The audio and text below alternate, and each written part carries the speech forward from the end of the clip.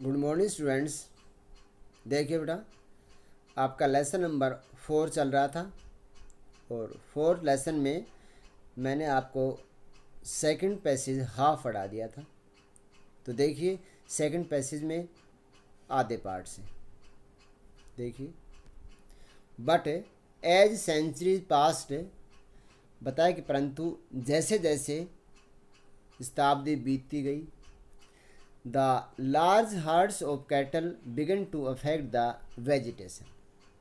जैसे जैसे समय बीतता गया, the large herds of cattle यानी मवेशियों का जो बड़ा झुंड begin to affect the vegetation, वनस्पति को प्रभावित करना शुरू कर दिया। समय बीतने के साथ साथ जो मवेशियों के जो बड़े बड़े समूह थे उन्होंने, या पशुओं के बड़े बड़े समूह ने वनस्पतियों को प्रभावित करना शुरू कर दिया या प्रभावित करने लग गए। The seedling and sapling, seedlings and sapling were grazed down and had little chance to grow.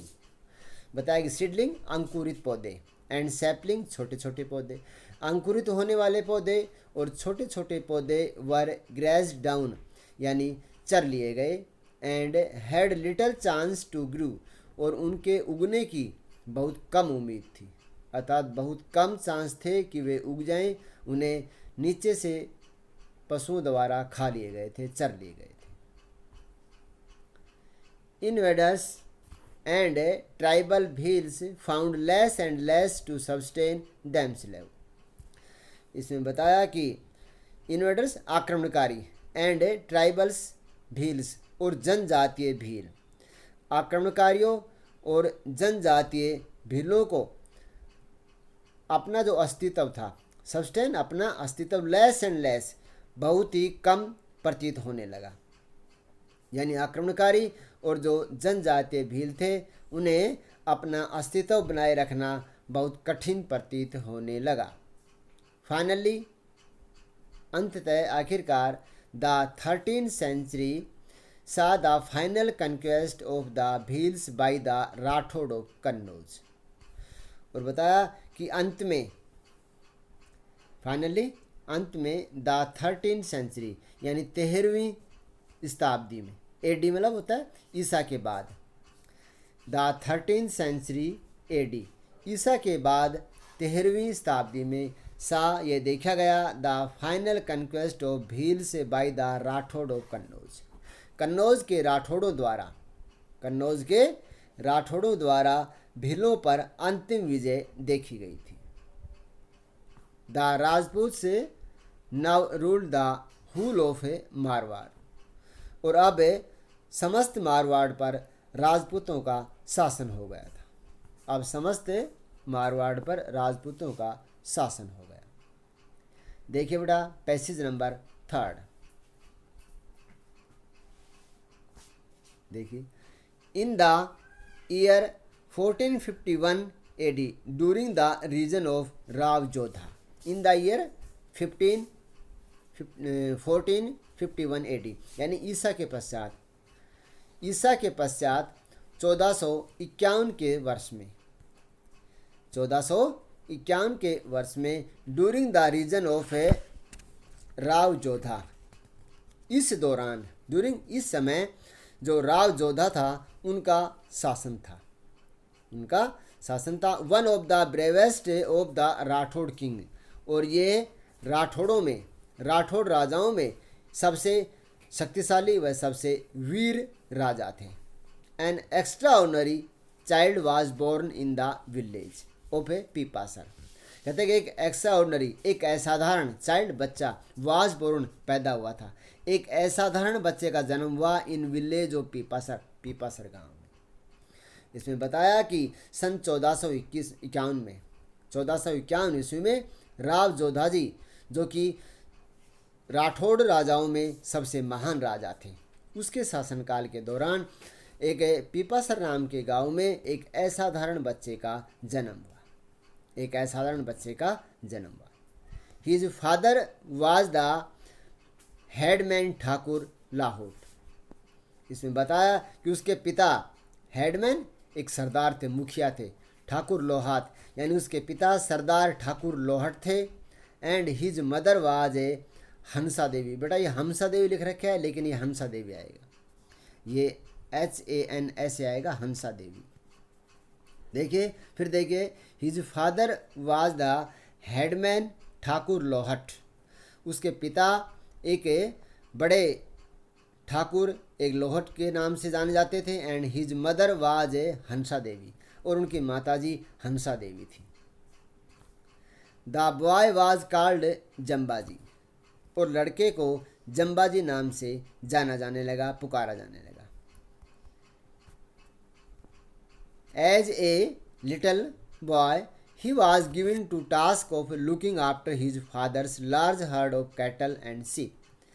As a little boy, जब वह छोटा बच्चा था, he was given task, उसे कार्य दे दिया गया था, of looking after, देखभाल करने की, his father's large herd, उनके पिता के एक बड़े समूह of cattle and sheep, यानी पशुओं और भेड़ों के उनके पिता का जो बड़ा समूह था, उसकी देखभाल करने का जिम्मा इस छोटे से बच्चे को ही दे दिया गया था। इट वाज, देखिए, it was great fun to take the animal out grazing. कहते हैं इट वाज ग्रेट फन, यह बहुत ही आनंदित माना जाता था, यह बड़ा आनंदित होता था। To take animal out grazing, पशुओं को बाहर चरा करने के लिए ले जाना। Lie in the shade of khejri tree, और खेजड़ी के पेड़ की छाया में नीचे लेटना।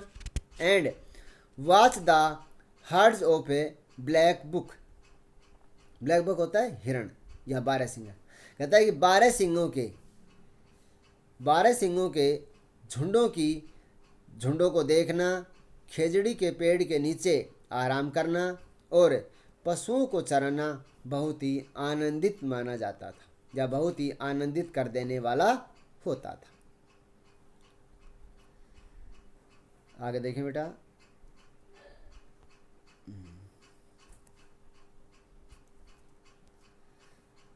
Jambaji was fascinated by the लिथ grace of his handsome antelope. Handsome antelope, देखिए बेटा, जो जम्बाजी थे वह प्रभावित हो गए, यानी जम्बाजी बहुत अधिक प्रभावित हो गए थे।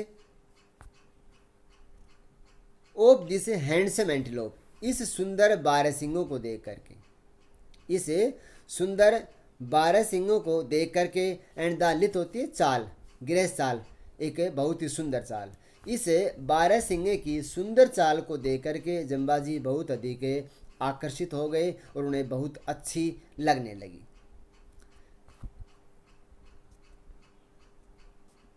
आगे देखें, देयर वाज एंड थॉट और सोचा, that there was no sight more earthlings than a fight between two well grown stag. और उन्होंने सोचा था, जब उन्होंने इस सुंदर बारहसिंगे की एक सुंदर मनमोहक चाल को देखा तो वे बहुत ही आकर्षित हो गए।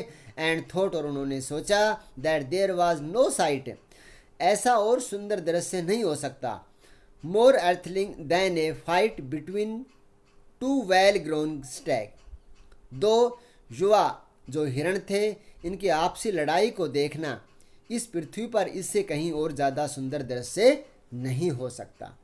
यह बात उन्होंने सोचा। नेक्स्ट पैसेज में देखिए बेटा, when Jambaji was 25 years old, जब जम्बाजी 25 वर्ष के हुए, a great disaster overtook the whole region, disaster आपदा ओवरटुक द होल रीजन, समस्त क्षेत्र में। जब जम्बाजी 25 वर्ष के हो गए थे तो पूरे क्षेत्र में एक बड़ी आपदा आ गई, बड़ा संकट आ गया। The small quantity of rain that used to come regularly ceased together, the small quantity of rain, वर्षा की जो अल्प मात्रा थी, that used to come regularly, जो नियमित रूप से आती थी, सीज टूगेदर, वो एक साथ बिल्कुल बंद हो गई। यानी बहुत कम वर्षा जो नियमित रूप से आया करती थी वह बिल्कुल से बंद हो गई, अर्थात वर्षा बिल्कुल भी नहीं हुई। The worst suffering were the cattle, और सबसे ज़्यादा जो परेशानी थी वो पशुओं को हुई। In the first year of drought, इस अकाल के पहले वर्ष में, they could eat the bajra store in the house, अतः आपदा के पहले वर्ष में they could ate the bajra straw, बाजरा का घास फूस या बाजरा की कड़बी। बताया कि पहले वर्ष में सूखा जब पड़ने लगा तो उसके प्रथम वर्ष में घर में जो बाजरा का चारा रखा हुआ था, भूसा रखा हुआ था, उसको खाने लगे। The second year was very bad, और दूसरा वर्ष बहुत ही खराब बीता। There was not A blade of grass left standing anywhere, blade of grass घास का तिनका, there was not A blade of grass, वहाँ पर कोई किसी तरह का घास का तिनका तक नहीं था, स्टैंडिंग एनीवेयर जो कहीं खड़ा हुआ हो, अर्थात किसी भी स्थान पर खड़ा हुआ कोई भी घास का तिनका नहीं था। People hacked at any tree they could find, लोग जब भी कभी पेड़ को देखते थे वो उसको काट देते थे, अर्थात लोगों को जब भी कोई पेड़ दिखाई देता था लोग उसे काट देते थे। And fed the animals on the leaves, और उनकी पत्तियों को पशुओं को चरा देते थे। But even so there was not enough browse for all the hungry animal, but even so there was not enough browse होता है चारा, for all the hungry animals, सभी भूखे पशुओं के लिए। उन्होंने बताया कि लेकिन सभी भूखे पशुओं के लिए, समस्त भूखे पशुओं के लिए चारा पर्याप्त रूप में, अनफ पर्याप्त रूप में नहीं मिलता था। And the draught continue for 8 consecutive years, consecutive होता है क्रमागत या लगातार, कंसेक्टिव, और इस प्रकार जो अकाल था वह लगातार 8 वर्षों तक चलता रहा। तो बेटा ये आपका थर्ड पैसेज समाप्त हुआ। आज की वीडियो यहीं तक है, इससे आगे का वीडियो अगले दिन जाएगा। Thank you.